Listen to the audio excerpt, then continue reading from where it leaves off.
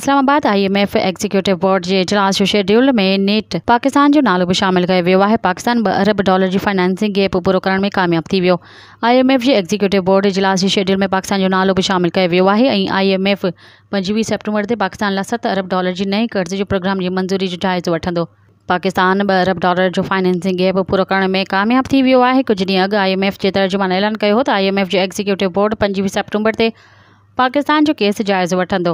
उन खां अॻु स्टेट बैंक ऑफ पाकिस्तान चयो हो त हुकूमत IMF प्रोग्राम जूं समूरियूं माली ज़मानतूं हासिल करे वरितियूं आहिनि। हाणे IMF प्रोग्राम हासिल करण में वधीक का बि रंडक न आहे। स्टेट बैंक चयो आहे त पाकिस्तान सेप्टेम्बर 2024 में IMF जे इजलास में पंहिंजो केस पेश कंदो। पाकिस्तान खे हलंदड़ माली साल में 26 ॾिहाई $2 अरब अदा करणा पवंदा।